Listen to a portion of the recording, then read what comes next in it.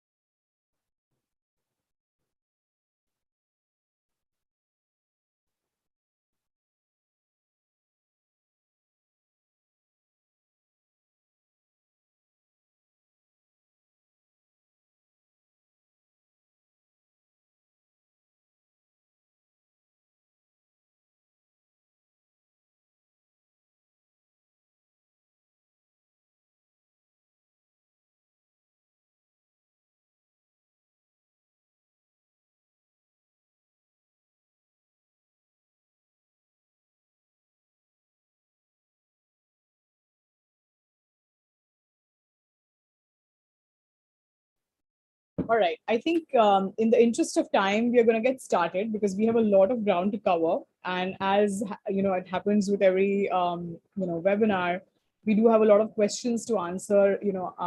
After the presentation as well. So we're going to make sure we have some time for that. All right. So I think today's session is something very, very important because this is, I think, very mystical, and it's a conundrum for many people, as to how to approach business school essays. How should I write? How should I craft my narrative? What story should I tell? What story should I leave out? What are business school admissions officers really looking for? So, today we are basically going to speak about, it's going to be a general framework about how to approach this. And we hope that you, take away some actionable insights to apply in your applications for fall 2020.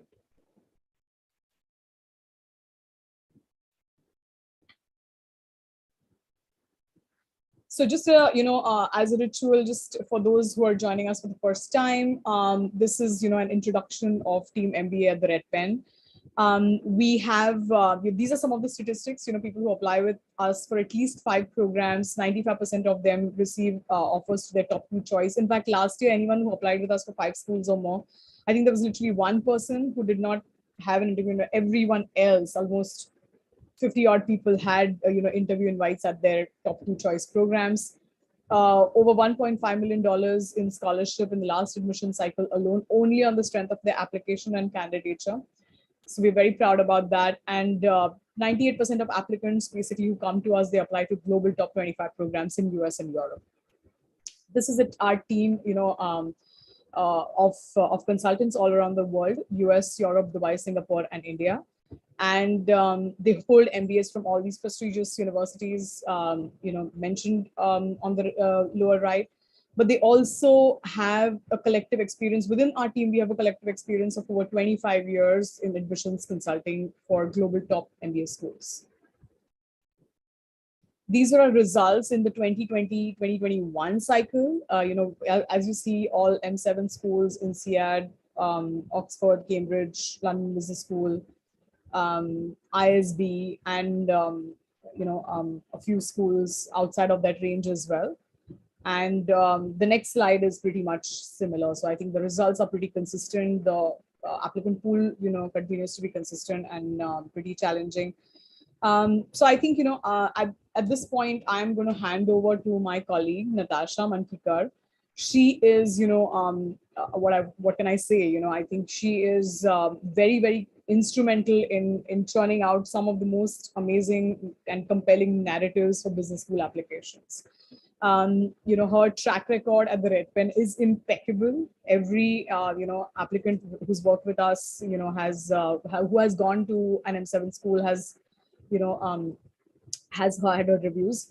And just for those of you, on the call who know, she also oversees all the content. So whether you're working with her at the Red Pen or not, she does oversee everyone's essays and provides feedback. And I would really, keep all distractions aside and listen to every word that she's going to say, because um, you're not going to get this information anywhere else. And I'm going to hand it over to you, Natasha, to take it from here. Thanks, Preeti. So welcome everyone, and let me tell you what you are in for today. What I want to do with this session is give you insights that are going to help you understand how MBA essay prompts are organized. Rather than focusing on individual school prompts, I'll give you a sense of the way MBA essay prompts are generated, how you need to brainstorm for each category of essay prompts, and how to, most importantly, build an authentic narrative. I'm going to tell you what an authentic narrative is, because I think it's a word that gets used very, very commonly, and there is very little insight that you would get into what an authentic narrative consists of. So that's something that I'm going to add some focus on today. I'm also going to talk about common mistakes that we make. I think the MBA application process is extremely arduous. There are multiple components that applicants are looking at, and while they hold down a real-time job, while they are working on other priorities, life priorities as well. So what tends to happen is, we tend to rely on certain comfort areas that we have when we're confronted with an essay. We may go back to advice that we had when we were in school about how to approach and structure a narrative. We may rely on people who have gained admission to certain MBA programs. We may rely on the advice of people who are close to us. So what I'm going to tell you is how to filter how to filter the feedback that you get, how to avoid making certain errors in structure and language, which can really dilute the impact of the essay. And finally, I'm going to talk about overcoming writer's block. I think this is an important element that we need to talk about, because while writing an essay itself requires a lot of effort, there could be points during the creation of an essay, during the creation of your application, when you really might feel like you've hit a wall and you're unable to think about, or you're unable to focus on elements of the essay. So when you come up against such difficulties, I'll give you a couple of tips that will help you overcome that, which will get you back to writing and will hopefully result in a significantly improved essay. What I'd like to talk about is the purpose of an essay in your MBA application. In the previous webinars, we've spoken about the importance of researching a school. We've spoken about the importance of creating a resume that really gives the reader an idea of the chronology of important professional milestones. What is the purpose of an essay in your application when you're going to write, when you're going to answer an application form that has plenty of subjective questions, when you're going to provide them with insights from supervisors in letters of recommendation, when you're going to provide them with a resume that really encapsulates your experience? I think we need to step back and understand that the essay serves a very definitive purpose. It provides the admissions committee with a picture of you that really goes beyond all these individual elements and really ties together significant elements of your experience. You go beyond the form, you go beyond the statements, and you really give them the rationale behind the choices that you've made. It elaborates on your goals, and I cannot emphasize this enough. Your goals are the basis of your MBA application. So whether it is an interview, whether it is your application form, the front and center are going to be the goals. Why do you need an MBA? And an essay is an important document which really lays out for the school why an MBA is essential to your career, why it's going to be important in the journey ahead, and why is it that you cannot progress in your career, or you cannot progress down the path that you want unless you do an MBA. The third point that I'm going to talk to about is, it provides context to the data points on your application. Your application might have elements which require further explanation. So there could be multiple ways in which you choose to do this, right? You can choose to use the optional essay if you want to really draw attention or explain a specific blip or a specific instance or time in your life.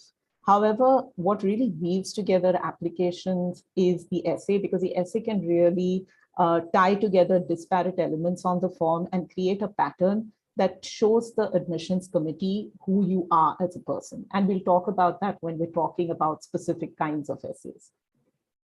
Again, the essay also makes a strong case to an admissions committee as to why you deserve to be a part of their highly diverse cohort. And we're going to talk about how you can make a strong case for yourself through the different categories of essays.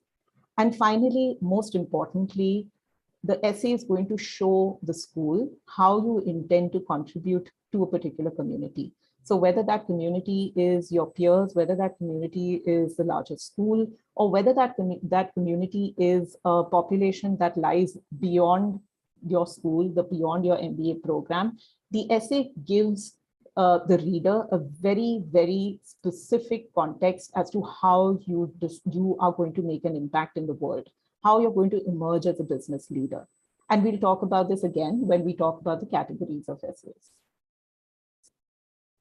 I think this is something that is spoken about, but never really explained. Creating an authentic narrative. At the center of an MBA application is authenticity. And I've put a definition here because I think it serves as a reminder of what needs to be at the center of your application. Your application and your essays need to demonstrate your personality, your spirit, and your character. Now, these are not done by merely providing a statement or an assertion that says, I'm passionate about X, or I'm a person who is a business leader. How do you create a narrative that demonstrates to an admissions committee that you are the person who you say you are? You need to remember that your narrative, your essay is authentic if it is rooted in lived experiences. The essay isn't a creative writing assignment, but it's a document that provides evidence, right? So your essay needs to be rooted in examples. It needs to be rooted in times when you demonstrated certain skills. It needs to also show the admissions committee that you are someone who not only executes, you are someone who not only lives experiences, but you are someone who learns from those experiences. You are self-reflective. You understand why certain things, you may not understand why some things have happened, but you definitely understand how you reacted to it and how your actions influenced outcomes. So you need to understand that when you're talking about a particular time in your life, if you're talking about a particular incident, it needs to be rooted in self-reflection. The essay also needs to convey what is important to you. It is not merely sufficient to say something is important to you, but you need to be able to provide context to that. And an essay will help you do that in a manner that is genuine. I think most importantly, an essay needs to be free of buzzwords. The most effective essays we've seen of clients are essays that really tell us something about them without needing to resort to certain tropes, without needing to resort to abbreviations or technical jargon in order to make a point. The best narratives are simple. The best narratives can be understood by someone who has absolutely nothing to do with your field of work. And if you are able to hit that sweet spot, your essay will land perfectly. It will convey the message that you needed to convey. And finally, the essay needs to reflect your values and your personal brand. An essay needs to talk about the person that you are. And I think regardless of the category of essay you're faced with, it is worth your while before you even start writing an essay to really write down what matters to you. Okay, so even if you're not applying to GSB and you're definitely not going to write, what matters to me most and why, it is still an effective exercise to really take a laundry list of values. And this is something that we do with clients at the Red Pen, where we ask clients to really think about the values that matter to them. So we ask them, to look at a list of maybe 100 or 200 words which convey values. We ask them to bring that list down and finally to land on the values that matter to them and why. We ask them to think about why, because it's only when you do that that you're able to really think about what your personal brand is. Rather than trying to mold it to what you think the school wants to hear, it's important to understand what lies at the core of your belief system. I'm going to now talk about the different essays. Now, I'm aware that, when you start researching essays, you will realize that there are different ways to categorize essays. This categorization is really what works for us. And I think that is the knowledge that I'd want to share with you. The most critical essay that you will write, which is a part of every college application that you're going to fill for an MBA program, is the goal statement, and talking about your post-MBA plans. Now, I'll talk about this as we talk about the goal statement essay, but you need to remember that the goal statement is something that you're going to be writing that's going to underscore your entire application. But when you talk about it in the form of an essay, there is a particular way in which you need to structure your answer, and there's a way in which you need to brainstorm the ideas that you have, and we're going to talk about that. We're also going to talk about the essay, Why Us? Why X School? And, again, I'm going to ask you, when you attempt this essay, to hark back to the webinar we did on school research, because that is something that you need to have before you even start writing this essay. Your depth of research, your ability to connect with the school, your ability to visualize yourself at the school is what is really going to make this essay effective. Another category of essays, and I find these perhaps the most interesting essays to work with clients on, are essays which involve self-reflection. Now, essays which involve self-reflection can have a wide variety of prompts, and I'm going to cover those. But what these essays basically are going to help you do is talk to the school about how you are a unique applicant, how you stand out from a crowd, okay? And what is it that, and when we talk about belief systems and we talk about core values, this is the essay where you're really going to be able to, just go crazy and talk about it with examples. So we'll talk about this. Impact essays. Impact essays are essays which are rooted in either in a specific point of time in the past or in the future, where you're going to be asked how you're going to create an impact in a particular community. So whether that's in the school or whether that's beyond the MBA program, but this is an important essay, and it is a part of many schools' essays. Video prompts. We're going to talk about video prompts because this is something that is popular with a lot of schools. What we're going to talk about with video prompts is basically strategy.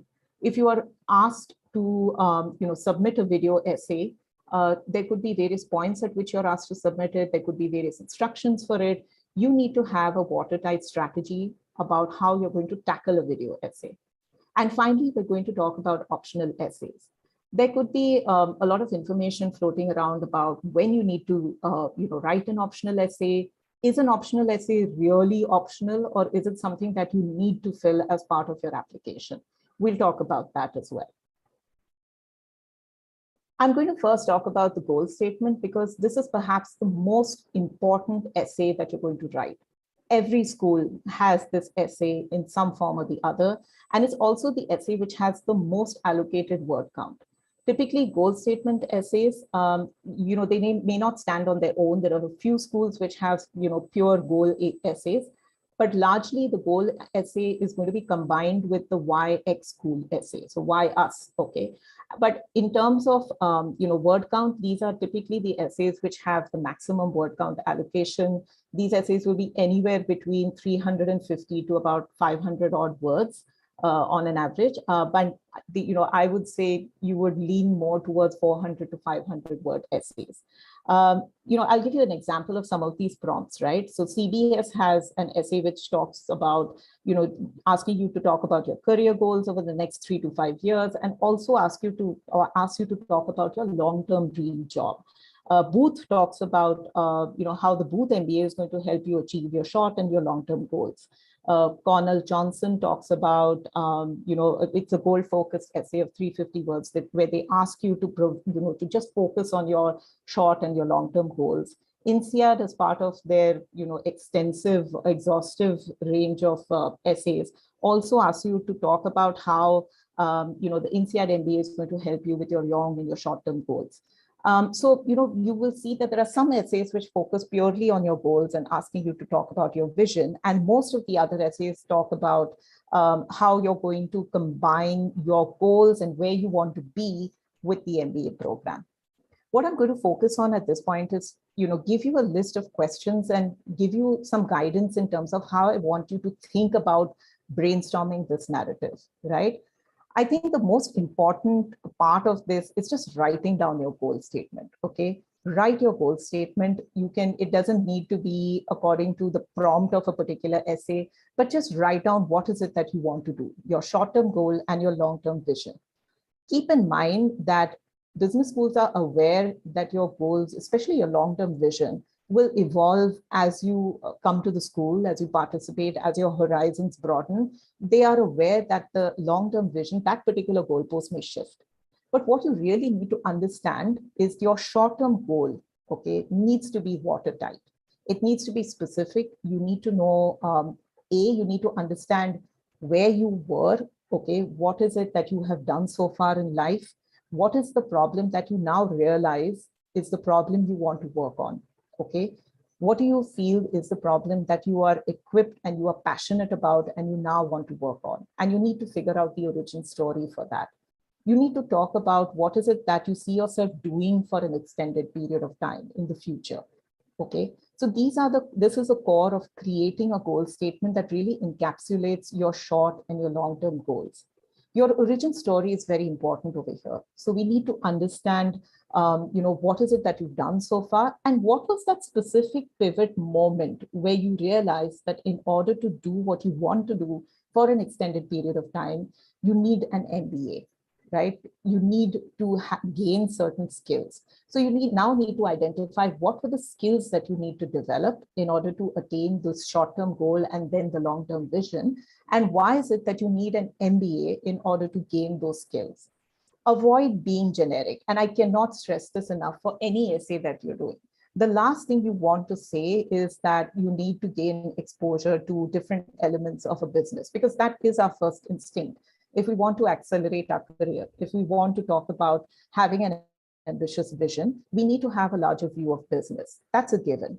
But what you really need to do is customize it to your particular goal and talk about the specific skills that you need in order to attain parts of your short-term and then your long-term goals. And we need to be able to define why you cannot reach the goals that you have in mind while you are holding down a full-time job. Why can you not do it by progressing and getting promoted within a company or even looking for a different job? Your short-term goals need to be extremely specific. You need to be able to lock down your, the intended company where you want to work. You need to have a vision of that.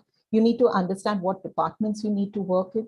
You need to understand what kind of specific exposure in terms of projects or work assignments you need to have in order to gain practical experience post your MBA for the goals that you ultimately want to achieve, which is your long-term goal. The most important part about evaluating your goals is understanding that they need to be ambitious enough to require an MBA, and they need to be logical. I would say before you even start writing this essay, once you answer these questions, the questions that you see in front of you, and I would really suggest screenshot the slide and think about it, okay? So what you really need to do is really nail the answers to these questions and show it to people who are people you respect. Maybe these are people who are alums from the schools where you want to apply, but you really need to get a sense as to whether these goals land correctly with a leader. And I would always advise you to work with a guide who can give you very specific feedback about the improvements that you need to make or the thinking or the direction that you need to take, okay? Now, the more important part, once you've locked down all these first 4 questions, you need to talk about your path. It is not just enough to have an MBA. It is not just enough to have a short-term goal that is ambitious. But what you also need to think about is your vision as a business leader. How will you increase the scale and scope of this particular vision that you have? And what is the specific impact that you want to drive? What is the impact that you want to make in the world? And what is the impact that you want to make in the field that you have chosen? And you need to be able to convince the reader about this. You need to remember that the goal statement is an essay that is not going to be able to, it won't be finalized in 1 or 2 drafts. It requires you to write it, to revisit it, and to come back to it once you've also finished writing answers to subjective questions on your form. The goal statement is the cornerstone of your application. So I would say that this is not an essay that you should be rushing. You should revisit it at specific points in time, and you need to ensure that it is something that not just convinces you, but also convinces someone that you're working with. I would again suggest that you show it to or work with a guide for this particular essay. And you show it to people who are alums, who are stalwarts in the field, who are at positions where they have an overview of business, and they're able to give you feedback that helps you fine-tune this. I'm now going to move to the second part of this very important cornerstone of your application, which is the Why Us essay. Every school will require you in some way, shape, or form to talk about why you want to attend that particular program.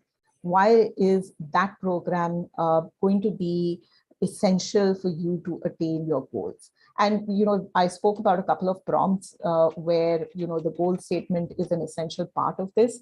But the prompt can be as simple as Stanford GSP's Why Stanford SAB, or it could be as complex as CBS's new essay, or rather revamped Why CBS essay, which gives you a direction and talks about the fact that CBS has curricular and co-curricular learning experiences which foster a collaborative learning environment, and then ask you to talk about why CBS is a good fit for you, and ask you to talk about this on specific dimensions, academically, culturally, professionally.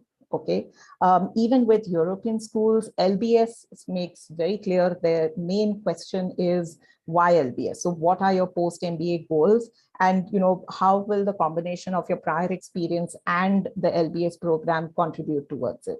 Or even INSEAD has, we spoke about the INSEAD essay prompt, which asks you to very succinctly in 100 words, say why INSEAD is a critical part of your journey.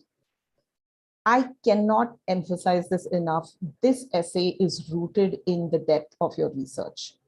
You need to be able to, once you create your goal statement, you need to be able to link specific elements of your career goals with the learning needs that you have. Like I said, you need to be able to talk about your goals and why you require certain skills to achieve it. You then need to look at the way you have researched the school. And again, I'm always going to say this, but please go back and watch our webinar on how to research schools. But what after you do your research, after you create your extensive spreadsheet, after you've attended events, you've connected with alumni, you've connected with current students, what you really need to talk about is what struck you during the school research. One element that can strike you is the sense of community, the sense of collaboration. But what you need to also focus on, and not just stop yourself over there, but what you also need to focus on is what resources the school offers will allow you to attain the skills that you need. Okay, so it could be in terms of the teaching pedagogy, it could be in terms of specific courses and specializations, it could be in terms of the faculty and the research that they have going on, it could be the experiential learning labs and opportunities. I would suggest make a list of all of these and really talk about what sticks with you from your research. The skill of this particular essay, or what you really need to navigate with this essay, is that this essay cannot sound like a laundry list of items that you need from a school to attain your goals. What will work for you is if you are able to create career goals, if you are able to create a set of skills that you need, and then you are able to look at linking the resources that you have researched with the specific skills. Not every resource can be tagged to a specific skill. So it will be a good idea for you to lay out for the school what your goals are, what you require to get to those goals, and then talk about specific resources within the school that are going to give you the skills that you need and that are going to contribute A, towards your short-term goals, and B, towards your long-term vision. The short-term goals may be reliant on specific school resources. The long-term vision may be reliant on the network that you will create while you are at the school. The third most important thing when you are putting this essay together is to demonstrate fit. I spoke about the fact that when you talk to people who are associated with the school, you will be struck by the sense of community that exists. whether they are part of the school, whether they have moved on from the school. What you need to really understand is what about that sense of community and what about the sense of the culture of the school again resonates with you. It would be easy to say that, every school fosters an environment that encourages collaboration. Every school has an environment that fosters, inquiry and experiential learning classes, or just, a network that allows you to explore the school's resources further. But really think beyond that. Talk about specific elements of the school, such as I think an example that comes to me off the top of my head is the fact that Dartmouth Duck. It's a school that is in an environment that is slightly isolated. It is a very, very close-knit community because it is not in the center of a major town. Students interact mostly with each other and spend weekends with each other as well. Duck is full of really nice people, and the sense of community that the school fosters is real. And it is encouraged also because of the particular environment the school is located in. So when you're talking about the school, that particular environment is very, very specific to Duck. And you need to be able to lock down in similar elements for any school that you research. So I think beyond looking at resources, really understand what is it about the school's ambiance that resonates with you. I spoke about resources in research, but you also need to go beyond the classroom. When people talk about experiential learning, they talk about treks, they talk about trips, which could be through school clubs, or it could be as a part of the courses that they want to participate in. But you need to really understand why each of these events, why each of these trips, why each of these experiences is important to your goal.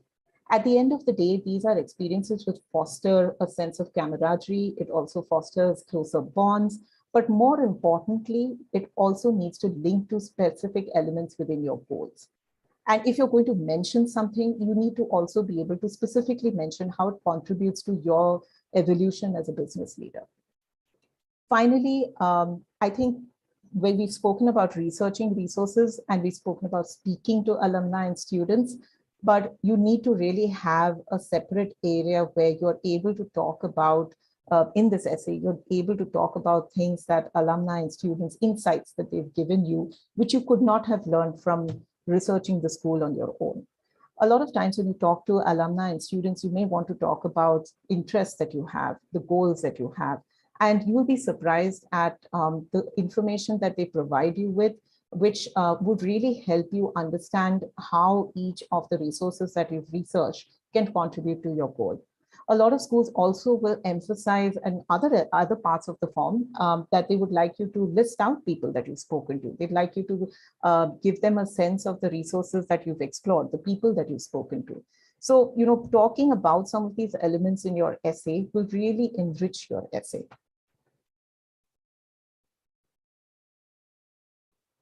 I'm going to now talk about the third category of essays, which is self-reflection. And I'd like to also mention that self-reflection essays run a whole gamut of prompts. You can have essays that are as short as 250 to 300 words, which rely very heavily on self-reflection. And you can have essays like HBS's What Else? You can have essays like Booth's essay, which asks you to talk about yourself outside of the office, which really have no defined word limit or until very recently, or can go to about 750 to 900 words.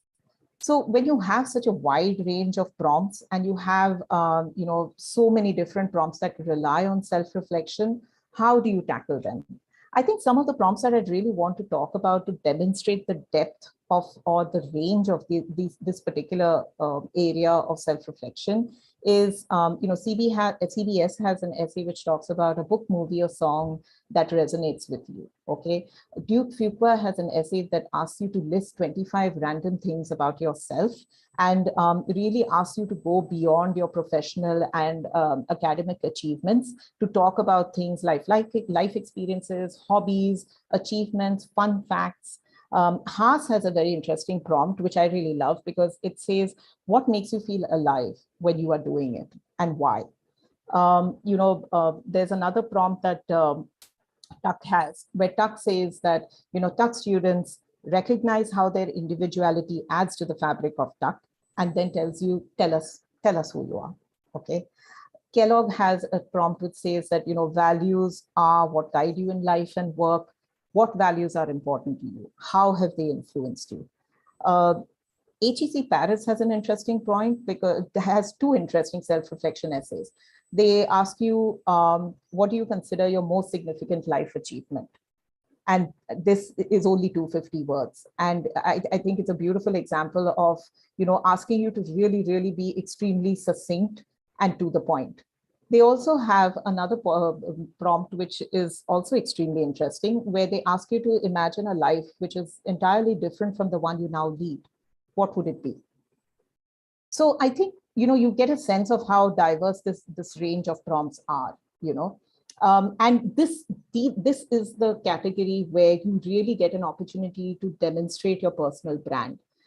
You will, these are the essays where year on year, when schools announce changes in prompts, these are typically the essays where you're going to see changes in the word count allocated.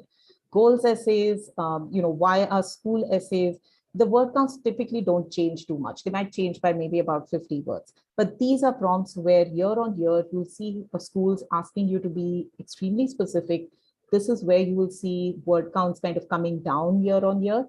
And, you really need to be able to reflect extremely well to have a very specific answer to these kind of questions. So, you need to remember a couple of things about the self-reflection prompts. It's not necessary to root them in your professional or your academic experiences. A lot of the schools that I've spoken about, even the examples that I've spoken about, they will ask you, they will set context for you. Okay, so for example, when I spoke about Fuqua's 25 Things essay, they specifically ask you to, not talk about professional or academic achievements, but to think beyond that. Tusk asks you to think about and reflect by giving you the quality that they value in Tusk students, and then telling you to anchor your essay and tell them about yourself. Cambridge Judge also has an essay which asks you to reflect on a difficult decision that you've had to make. Okay, so it is really possible to understand the direction that the school wants you to take by analyzing the prompt. But one thing you need to remember is, if there is no guidance given, don't necessarily root your essay in a professional experience. Think beyond your professional experiences to really talk about your personal brand and who you are as not just a person, but as a leader, as a future business leader. Remember, all of these points are going to add to the larger picture of why you will be a valuable addition to a diverse classroom, to heated debates in class. Who are you will be a very critical element of demonstrating to the school or telling the school that you are a valuable addition to their class. The first thing you need to really think about is, what values lie at the core of your belief system. I told you one of the things that we do at the Red Pen is we ask people to reflect on a laundry list of values and identify maybe 1, 2, or 3 values that defines who they are as a person. And when you're thinking about how your values identify, the identified values influence how you interact with the world, root it in examples. The most effective essays around self-reflection are essays which ask you to think about specific examples. So when you think about values, think about examples from early childhood, think about examples from academia, think about examples from professional life as well, where you've really had an opportunity to put this core belief system into action. And think about not just your core belief system, but now I'm going to come to the second point, which is the evolution of your belief system. You need to understand that your belief system has not remained the same since you were a child. Maybe as a child, you valued honesty, but as you progressed in life, you realized that honesty takes different forms. It could be that you value ethics a lot. You understand that, the core belief system of your core belief system has evolved to not just encompass honesty, but to behave in an ethical manner with everyone, to respect everyone, to give, give an equal opportunity to people who approach you to do a certain task. So what you need to identify through the examples that you're going to list out is how your core belief system has evolved over time. You also need to think about reasoning. It's not important to just talk about the actions that you have taken in life, but it's also important to understand why you made the choices that you took. So whenever you find yourself writing about actions, you need to also understand whether you have addressed the question why. Why did you do something? Why did you make a choice? And from there, I'll come to the next question. What did you learn from each successive experience?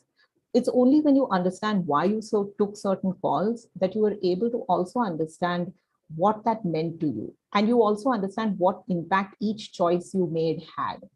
Whether those impacts were positive, whether those impacts were negative, whether the outcome was something that you maybe were not able to control, you will be able to understand what you learned from each experience and what you were able to implement at a later point in life.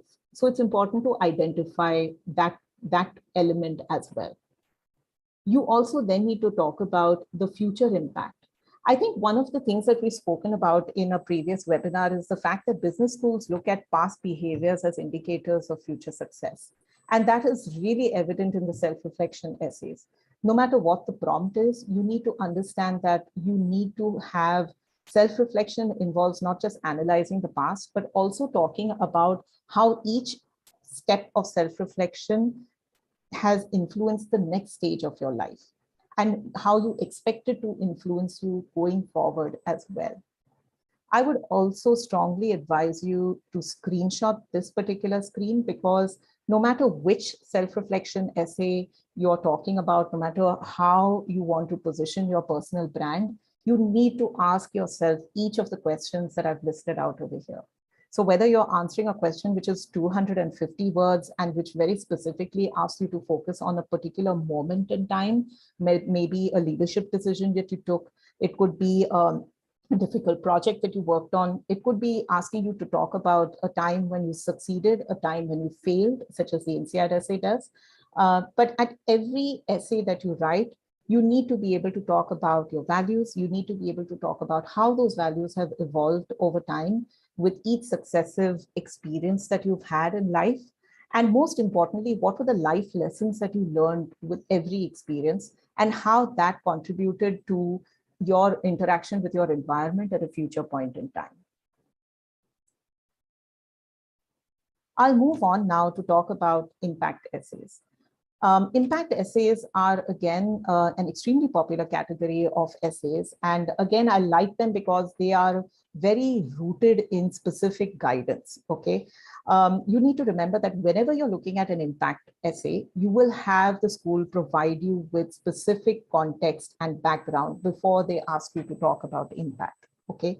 Cornell Johnson, for example, says that, they ask you to connect with students, alumni, faculty, staff, and also tell you that considering your background, how do you expect to contribute towards an elite MBA community? So they're very specifically asking you to talk to the community, to get your impressions about the community, and then define how you want to impact the community.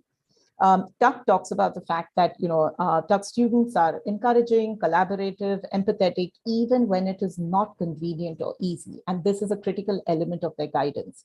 So then they ask you to reflect back and they say, describe a meaningful experience in which you exemplified one or more of these attributes. So again, it's an impact essay, but it's rooted in the past. It's not rooted in the present or the future. There's another great essay is Wharton's essay. Or Wharton's essay 2 rather, which says, when you take into consideration your background, your personal, your professional, your academic background, how do you plan to make specific, meaningful contributions to the Wharton community? This, the reason why I mentioned these examples is because each of these examples gives you specific guidance before they get down to the prompt. And each of these prompts is rooted either in the past, in decisions or actions that you took in the past, or it is rooted in the school community, or in certain instances, you may even find there are a couple of prompts which ask you to think about the impact that you want to make with the resources that you're going to have access to, in the MBA program.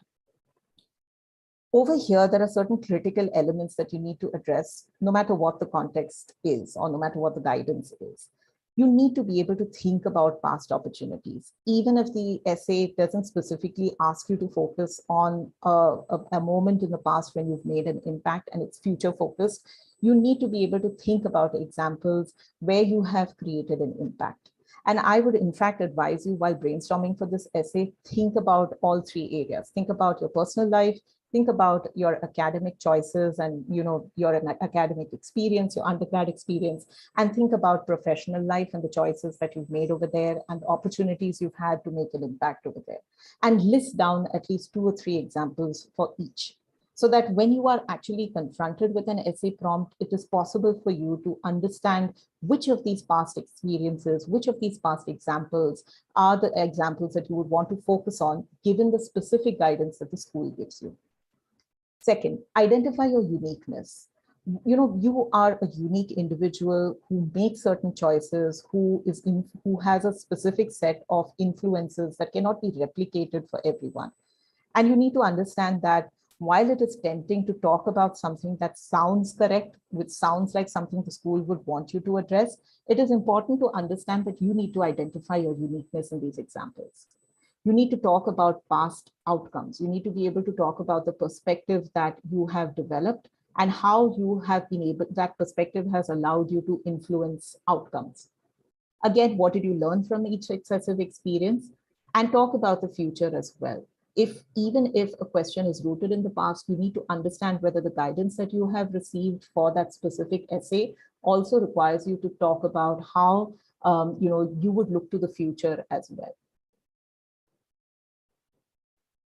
I'm now going to quickly talk about video prompts. Now you need to understand that video prompts are more about strategy rather than being able to script an answer for a prompt. There are 4 very critical elements that you need to keep in mind. And again, you can screenshot this because this is going to help you no matter which school you're applying to. The important thing about video prompts is that you're going to be, you need to understand instructions, you need to understand the medium, and you need to understand what is the narrative that you want to create for yourself so that you don't find yourself flustered if you don't know how to answer a particular question. You need to understand that an important part of planning for a video essay is to just very broadly script personal and professional milestones in a star format. That is, think about situations in the past, what were the tasks that emerged out of those situations, what were the actions you took in those situations, and what were the results that you were able to influence. Think about, like I said, personal, academic, professional, and broadly have those in mind. So when you actually come up against a video essay, you don't find yourself at a loss for words. Time your responses.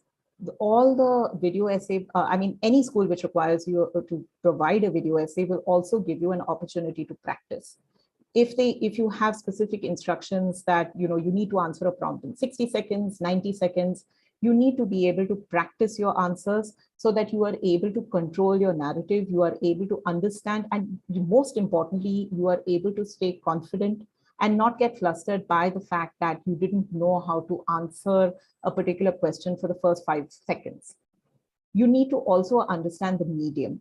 Some video essay prompts will require you to access a specific platform. Need you to have access to specific technologies, read through instructions, explore the platform beforehand. Do not leave it to the last minute. Practice your answers. If the platform allows you to practice your answers, use the platform to practice your answers so that you know exactly what you look like. And also understand how you are going to control certain non-verbal elements as well, such as the eye contact that you make with the camera, the angle of your camera, the lighting behind you, and the gestures that you make. You need to ensure that you have a clean background with no distractions. So no knickknacks, no household items in the background, no AC remotes, no books. Ensure that you have a very clean background. There are no distractions for someone who's viewing the video, and you're able to adjust angles and you're able to experiment. And all of this is possible if you just keep the time aside to practice on the platform. I'm also now going to talk about the optional essay. And again, the optional essay I'm going to address in the context of, do you need to really attempt the optional essay? The optional essay is important because you need to understand when you need to use it. And there are 4 very specific contexts in which you need to evaluate if you need to use it. So one is A, if you need to provide information or context to certain extenuating circumstances. Maybe there were certain life choices that you made which really changed the course of your undergraduate study or your career. So you use the optional essay to very specifically tell the admissions committee about it. It could be about an ability to cope with the program. If you're not from a STEM program, and if you're worried as to whether that might create uncertainty as to whether you will be able to cope with the rigor of a program or of a rigor of a global MBA program, you need to be able to provide context either in terms of the work experience that you have, which will allow you to do so, or maybe you've taken additional courses post your undergraduate degree and you want to tell the admissions committee about it. Another reason why you would attempt it is because you want to explain gaps in your employment. You want to explain maybe certain decisions that you took in your professional life, and you want to just provide that context. So that is another reason why you use it.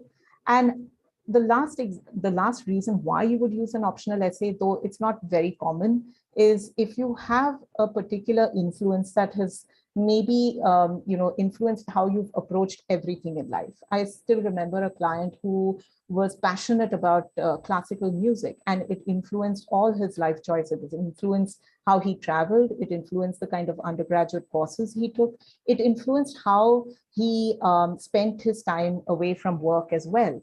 And he just felt it was so important to him that he wanted to provide the admissions committee with the link between various facets of his life. And he chose to do it in the optional essay. While rare, it is still a valid reason to use your optional essay. However, the point that I would caution you on is not to use the optional essay if you feel that you wrote a killer essay for another school and you want to use that context and put it in the optional essay for a second school. That is definitely not something I would ever advise a client to do. I'm now going to talk about what you need to avoid in your essay, and I'm very quickly going to categorize it into 4. One is your strategy. If you are not answering the prompt, you are not answering the question, your essay is therefore not effective.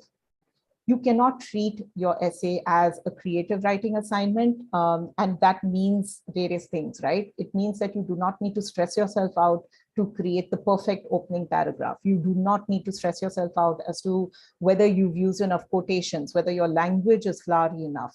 Please do not focus on creativity. Focus on providing the school with the facts in the order that they have asked you to give them. Your career goals. Like I told you during the goals essay prompt, you need to ensure that your goals land correctly, that they're not too lofty, that they're not too unrealistic, or on the other hand, they're not too unambitious. And doing so, ensuring your goals land correctly is a major part of ensuring that your essay reads correctly. Not using the optional essay efficiently. Like I said, if you have a circumstance and you're not using the optional essay because you're afraid about how it's going to look, it's a lost opportunity. On the other hand, using the optional essay to recycle answers from another essay prompt of another school is also not a good strategy, because admissions committee can make out that this is answering another essay prompt. Inadequate school research. The worst thing you can do with a school essay or a why us essay is not have the research to back up the assertions that you make. It makes your essay look extremely shallow. It makes your essay look unrehearsed, and that is not something that you want. Tone. And tone is the second important piece that you need to keep in mind. You need to ensure that you're not trying to force fit your narrative in what you think the school wants to hear. If you think that every essay prompt needs to cater to a specific requirement the school has, it does not. Focus on the prompt. Do not focus on trying to force fit a narrative. Playing the victim. There could be instances in life where you really weren't in control of the circumstances, but what you need to remember is you cannot tell an admissions committee as a potential candidate for their MBA class for a rigorous program that you were someone who fell victim to a particular circumstance. You need to be able to approach even negative instances from a position of strength. You need to then be able to think about how you overcame instances where you were a victim of circumstances and how you were able to turn the narrative, or you were able to flip the narrative in your favor. If you aren't able to talk about it, then maybe that is not the instance you want to mention on the essay. Focus on execution, not strategy. Now, this is again an important mistake, or it's an extremely glaring mistake. You need to remember that if you're positioning yourself as a business leader, you need to be able to talk about not just what you did, but why you did it. And country-specific references. You sometimes come across instances where people talk about being from a business family, my parents expected me to follow their footsteps and get into the family business. Now, this may be something that is very community specific, but it may be comprehensible to someone who's only familiar with that context. So ensure that when you're not writing about things that would only be comprehensible to someone who's from your specific circumstance. Content. When you're writing an essay, you need to be very mindful about word count. You need to ensure that you're not including certain devices to take the narrative forward. So one of the devices that really does not work is writing dialogues between characters. So if you say that this person approached me and then he said, this was the dialogue, and then I replied and this was the dialogue. These are things that really take away from the effectiveness of your essay and will eat up your word count before you even know it. Generic statements, I want to be a business leader, or Stanford is going to make me a great business leader. These are self-evident statements. These are statements which don't tell the committee anything more about you and need to be completely avoided. Lack of context. If you start saying things like, I'm passionate about making the world a better place, there is no context. I don't understand what this is rooted in and how this is relevant to your specific circumstance. So any generic language, any lack of context needs to be avoided. Plagiarism, you need to remember that every school has a way to check plagiarism. There are softwares to check for plagiarism. So if you're looking at sample essays online, if you're looking at your friend's sample essays, if you're looking at a piece of text which has nothing to do with an essay, but you think will be a good addition to the essay, you need to remember that those can be picked up as plagiarism. Excessive jargon, you don't want to use abbreviations or terms which are not familiar to someone who's not from your industry. And disregarding explicit instructions. These are typically part of the essay prompt. You need to remember that you need to pay attention to every part of the instructions that the school gives you. Language. Avoid using quotations. Quotations from famous people, quotations that you think matter to the circumstance. I know that in a lot of contexts, when we used to write essays as kids, these were devices that were given to us to enrich the essay. These are devices that don't work in an MBA essay. So if you find yourself reaching for a quotation book, put it away right now. Passive voice. You need to come across as someone who makes decisions, makes choices, and has a degree of control over their actions in the future. If you start seeing language devices such as, I received an opportunity to take on a project, that is extremely passive. Okay, rather than that, if you talk about how you were looking for opportunities and you stumbled upon something, or you were able to find an opportunity that matched your particular needs, that shows you in a far more positive, in a far more assertive light, and is far preferable to sounding like a victim of circumstances. Inconsistent spelling. You have to remember that if you're applying to school, ensure that your entire application and essay is either UK English or is US English, depending on the school you're applying to. Hyphenating words. You need to understand that a lot of your seniors might tell you that you can just hyphenate an entire course and save 3 words in the process. While you will save 3 words, and while it is not a major irritant, it is an irritant. If you're reading an essay as an admissions committee member and you're coming across an essay in which every single course word is hyphenated, there are random words which within the text which are hyphenated, it can serve as an irritant. And you do not want to do this. There are ways to reduce your word count, but this is perhaps the least efficient way to reduce your word count or bring your essay to the prescribed word count. Referring to yourself in third person. Please don't say one, you refer to yourself as one. One is able to understand circumstances when one goes through it. These are extremely abstract references. They do not add specific value to your essay. Avoid completely. And lastly, dialogue in another language. If you're going to write a dialogue that 2 people have had in Hindi, then translate it in brackets to English, again, you're wasting word count. You are not creating an effective narrative. So these are common mistakes, and I would always encourage you to avoid every single one of them. I'm stuck. If you find yourself stuck, you have writer's block, you need to do these 5 things. You need to be able to refresh your research. If you find yourself stuck because you're not really sure about the kind of resources the school offers, or maybe you're stuck because you don't necessarily know whether your narrative really is linking up well with specific school elements, stop your essay, go back to your school research, ask specific questions that will help you sharpen the scope of your narrative, review your goal statements, reach out to people who can give you further insight, and then come back to your essay. Another way in which you can get completely stuck is because you kind of write an essay, but you're not really sure whether it is perceived the right way. If you find yourself in this scenario, take the advice of 2 or 3 close individuals who can give you perspective, who can give you renewed perspectives.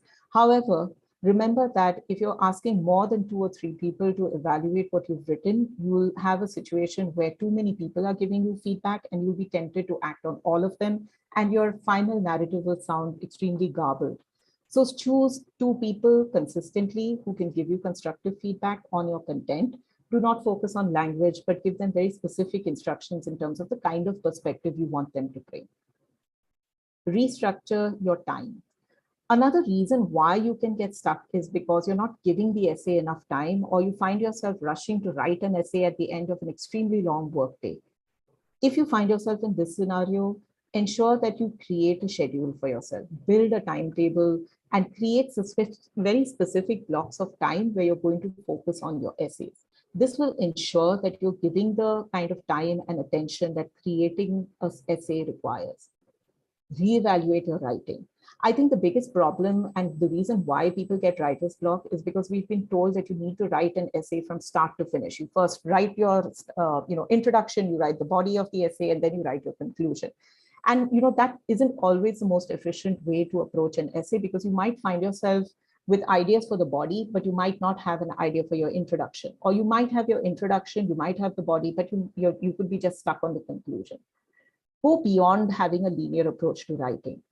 If you find yourself stuck on either the introduction or the conclusion, just write a functional line and come back to it later, but focus on the parts that you do know what you want to write on, and then reevaluate the start or the end of your essay. This will help you create a narrative where you're able to kind of link pieces very effectively by focusing on each individual part. Review your application. Another reason why you might get stuck is because you might find yourself repeating things which you've already said in your application.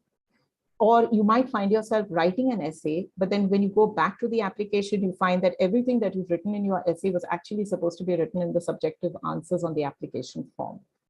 If you find yourself in such scenario, stop the essay, complete your application form, evaluate the themes which you're exploring in your application form, and then come back to your essay. And this will allow you to avoid repetition. These 5 ways will ensure that you're able to generate content, you're able to polish the content that you've written, and at the end of all the exposition that you do, you're able to then work to fit your content into the prescribed word count. I think now we've come to the end of my explanation. So Preeti, do you want to take it on from here? Absolutely. Well, Natasha, I think thank you so much. And this has been a lot of information. I'm sure, folks who are attending this, and not just attending now, I think people who will watch the recording going forward will know that this was a lot of great information. And guys, we have been very, very generous in really, putting all our secrets out there. But just a word of caution, you have to contextualize everything that Natasha has said in this. This is, a framework. These are tools and frameworks to help you navigate the process. Okay. Beyond that, there are still intricacies that need to be contextualized to every applicant. And that is something I think, you have to put your thought into by, like you said, researching schools, talking to admissions officers. If you're working with a consultant, then they're well and good. But we already 5 minutes past 7, but I did want to take 10 minutes, take a few questions that we have. So the first question is how to find a common denominator to all essays that we have a plan to write for different schools. Is it a good idea if we choose a structure with some fundamental sentences and then for each school, into bracket that asks for the same question, doing some small tweaks and customize it to that specific program? Great question. Natasha, you want to take that? So I would say that if I had to say that there's a common denominator to all essays is the strength of your goal statement. So if you are going to create a basic structure that is going to evolve as you answer different school questions, I would say that create a goal statement, create a statement of why you need an MBA, which could be generic at an initial phase, which you customize to each particular school. But understand that your goal statement and your why MBA needs to be the common denominator that you need to answer no matter what the essay prompt is. So these are two elements that I would ask you to brainstorm and keep at least not a very fleshed out version, but at least a version that makes sense to you before you attempt any school's essays. And then customize that content to the resources and the opportunities that each school offers you. Sounds good. The next question is, when applying for joint or dual degrees, to what extent should we factor in the non-MBA part of our application? For example, for the 1+1 MBA at Oxford, should we be talking about the MSc part of the 1+1 in addition to how the MBA itself stands out for us? Remember one thing, in case of joint or dual degrees, and I can talk about Oxford's, the 1+1 program at Oxford as well. For Oxford specifically, this program, you apply, so for all dual degree programs, there are two separate applications. Okay, you have to, there's no joint application. You have to apply to the two, programs differently. Each have their own requirements, application requirements, eligibility requirements. You have to meet those and you have to put in two separate applications. Okay, for the Oxford 1+1, the first year you spend doing that master's program, and the second year you spend at the MBA, okay, doing the MBA program. The two applications are completely different. So we will help, addressing the MBA part of the application. We do have a postgraduate team at the Red Pen who helps with the master's. With the master's application and its eligibility requirements and everything is very different, and this is very different. And that's how they're going to admit you, basically. Right, right. The next question is, what are some of the innovations you have seen over the years that was pleasant to your eyes? Is it okay if we move from first character storytelling to third character while elaborating the prompt in our narration? I'm going to let Natasha answer this, but before that, I'm just going to add one small point that, remember, business schools, in general, it's a conservative, they're looking for ambitious people, creative people, but there are some confines. Okay, this is not very a highly creative kind of a process. It's creative only within certain confines. Business schools are looking for some specific things, okay, and they need to see those things. So I would not, try to craft some, absolutely, let's say an innovative kind of a storytelling framework, because an essay doesn't get you in. Okay, remember that. It's the inherent strength of your professional profile and your why MBA and why business school, those goals that Natasha spoke to you about. The others, you can, so long as it's your authentic voice, I think the innovations are fine. But I have my reservations about it. I'll let Natasha also add her 2 cents. Yeah, I just want to add to this. You need to remember that creativity is window dressing. If you're good at it and you're able to fit it into the essay and the story that you want to tell, it's great.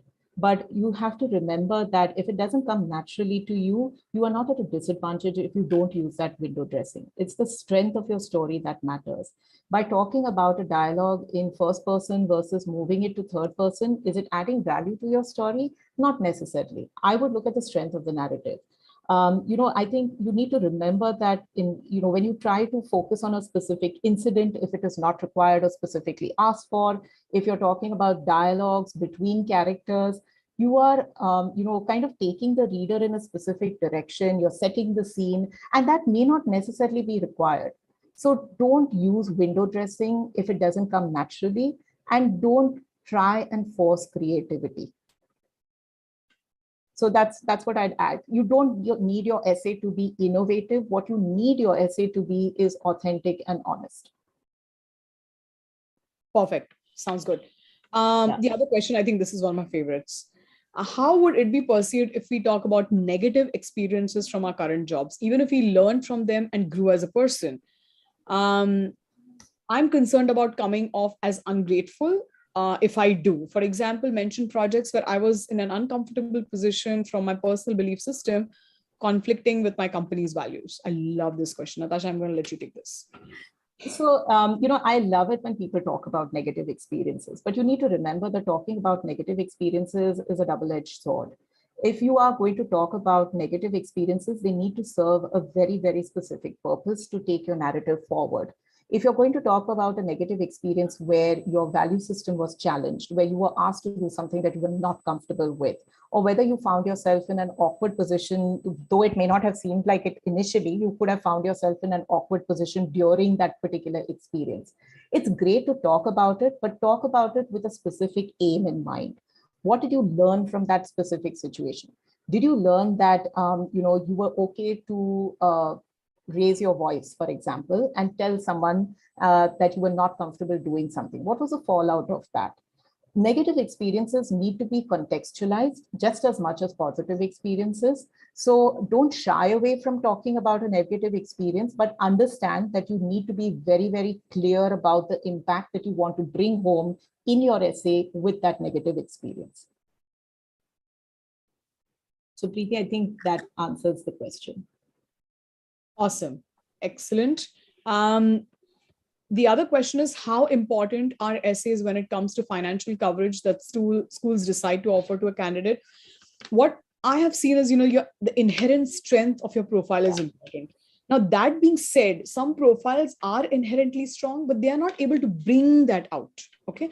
How to bring that out? How to write a compelling, resume, which Yes. I think in the resume section, how to position that, how to bring about your leadership skills, how do you sell yourself through those multiple application components? Because at the end of the day, this is competition, guys.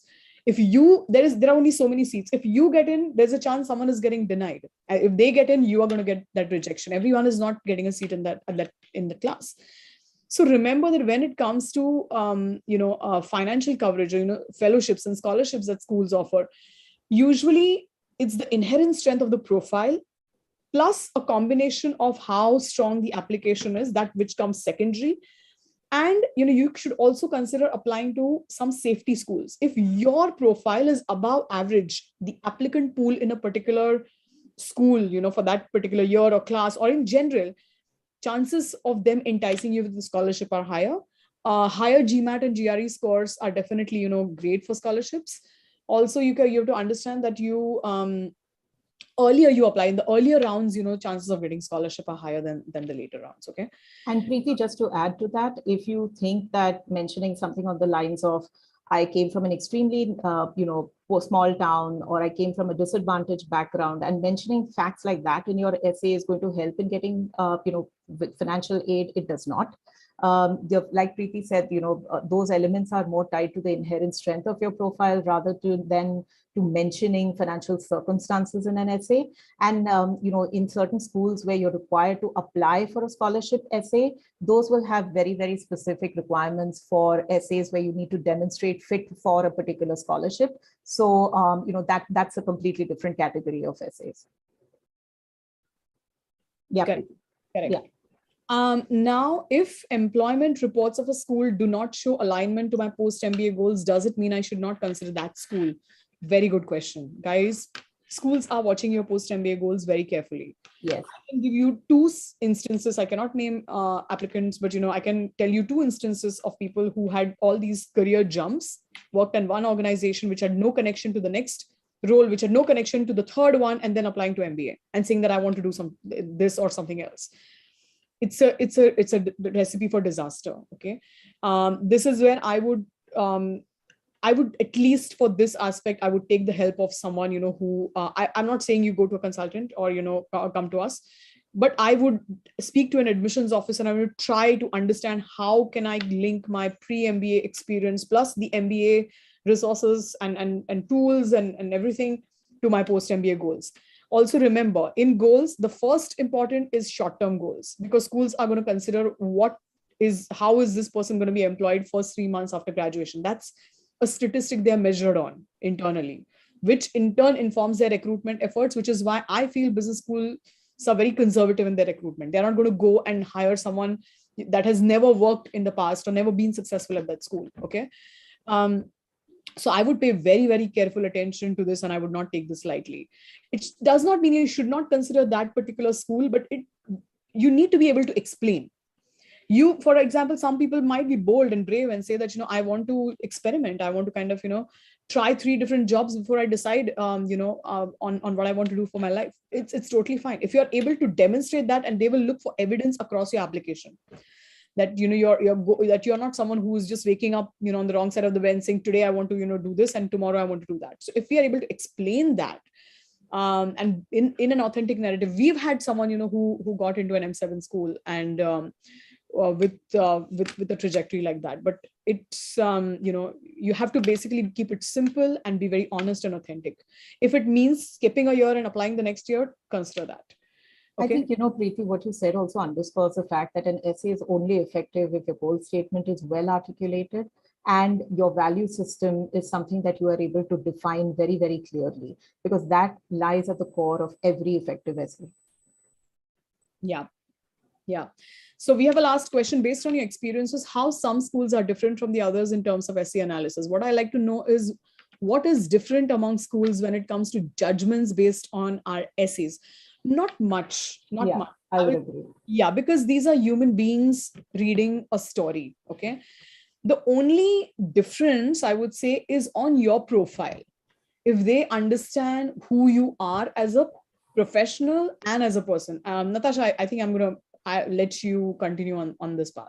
No, I think that's correct, because I see another question from, I think, the same person. Do they understand that I'm an engineer and not a writer? So it made me smile because it really spoke to what we were just saying. What we need to understand is not creativity, but really demonstrating your fit for business school. So essay writing needs to be approached not as a creative writing task, but providing an evidence-based document to school. Being authentic means being true to that particular statement, and just saying that in a coherent manner. Okay, so I think that should help you. Please don't get worried because you feel that you are not a great creative writer and that you can't write the latest blockbuster. That's not what anyone is expecting from you. Correct. All right. So I think I'm going to just take this last question in the interest of time. And then, if anyone else has any questions, if we can go to the next slide, Natasha, we do have our code. There's a QR code on screen. You can scan that screen, this code to, you can screen grab and, scan this code to basically book an appointment with us. Then we can talk to you one-on-one in your specific context. Or you can just, send an email to this email address, which is on the website. I'm just going to take this last question really quickly. Do they understand that I'm an engineer and not a writer? Essay writing is making being authentic, also error-free in writing is not an easy accomplishment. The other day I was reading a book about MBA essay writing, and believe me, the sample that they wrote in this book was more alluring than a poet's love letter. I just can't keep up to this level. What should I do? Do they understand? They do understand. They do understand because, regionally, they know everyone cannot express themselves as well in English. And one thing I want to just be very clear on the call, anyone who's listening to this now, anyone who's going to be probably watching the recording at some point, do not get anyone else to write your essays. You can work with a consultant to help you with the tone, the narrative and everything. But one thing which backfires very badly is getting someone to write a beautiful essay. Secondly, do not look for sample essays online. Please do not do that. It completely defeats the purpose. Here, I agree completely with this sentiment. Because people who are applying to business, people who are reading your essays are doing this for 17, 18 years. We have seen, people who have written simple yet effective essays, with strong content, and they will get that. So strong life experiences, strong examples matter more than any creative writing device. So, you need to remember this. Yeah. I can give many examples, from I think me and Natasha Natasha literally looks at almost every single essay, at least all the, more, all these top 20 schools. She's putting essay guidance together, by the way, for those of you who are going to be working with us. We are putting essay guidance together for top 25 schools, very specific, how you can contextualize some of the guidance, what she has given to, to these particular school essays. But you know, this is not the time, you know, we're just running out of time.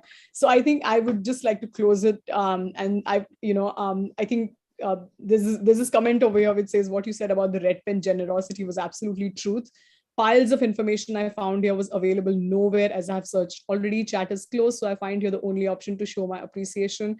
I will never forget what I have learned here over these sessions. I mean, thank you so much. This, you know, even one person writing this for us, I think it's, you know, because we've spent hours and hours, you know, putting these things together, reviewing it, vetting it before it really comes to you. So I think this truly, you know, this has made my evening, and I'm sure, Natasha, I would like you to say some closing words. So I think the advice that I would only give anyone who's writing an essay right now or planning to write one is keep it simple, root it in your life experiences, and you will be surprised how many things about your life are truly unique to you and really, really make an impact on another person. So do not focus on anything else rather than just bringing up your uniqueness and presenting that to the school. And I think that is what is going to make you write a great essay. All the best. Okay, thank you, everyone. Have a lovely weekend. Bye-bye.